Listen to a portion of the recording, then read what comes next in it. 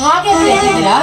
ದುಡಿಯೋರು ನೀವು ನೀವು ಊಟ ಮಾಡಿ ಸಂತೋಷದಿಂದ ಇರ್ಬೇಕನ್ನೋದೇ ನಿಮ್ಮ ಸತ್ಯ ಆಸೆ ಕಣ್ರಿ.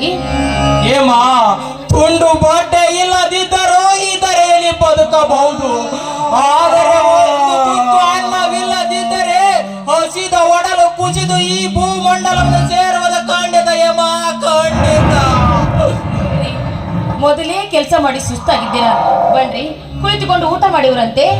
ಏಮ ಏನೇ ಆಗಲಿ ನೀನು ನನ್ನ ಅರ್ಧಾಂಗಿನಿ, ಇದೇ ಒಂದು ತುತ್ತಿನಲ್ಲಿ ಅರಿತೀನ. ನೀನು ಬರೀ ಸತಿ ಅಲ್ಲ, ನನ್ನ ಜೀವನದ ಜ್ಯೋತಿ.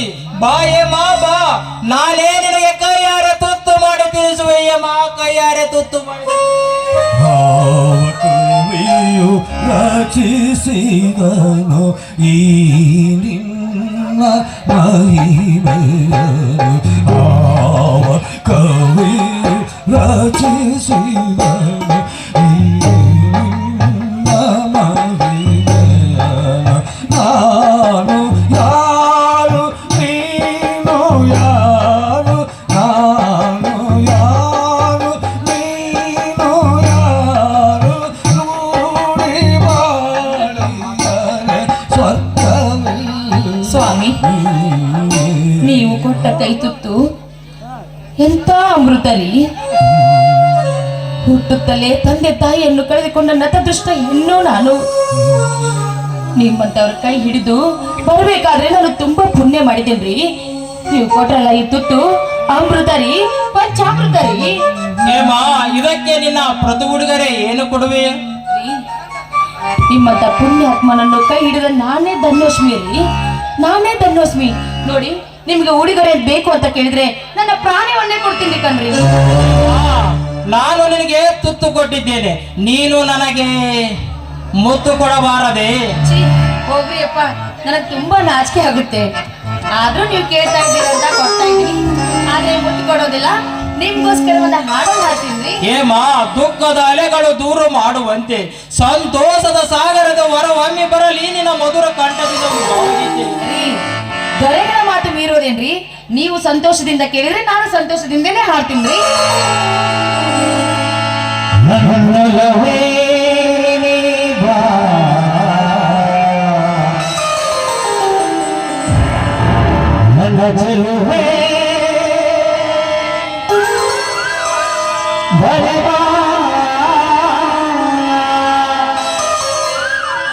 ಬರೆ ಬಂದು ಸಿಹಿ ಮುತ್ತು ನೀಡು,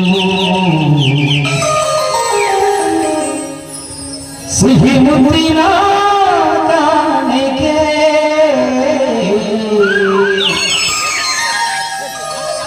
ಕೊಡುವಾರೆ ನನ್ನ ಸನಿಹಕ್ಕೆ.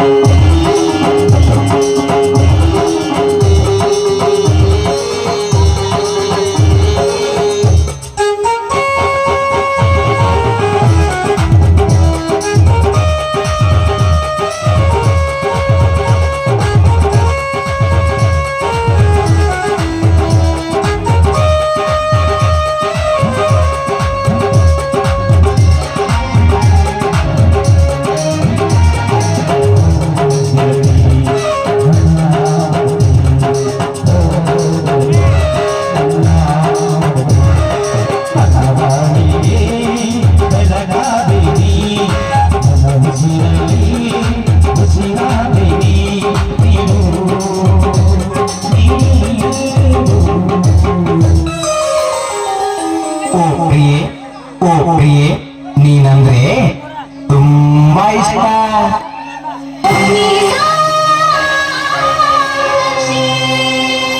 ಸಿಹಿ ಮುತ್ತಿನ ಕಾಣಿಕೆ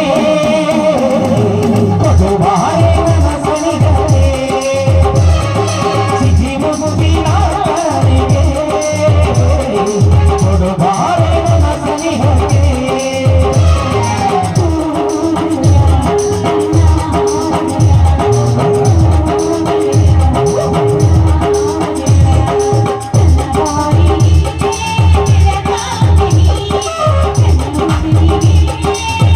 Yeah.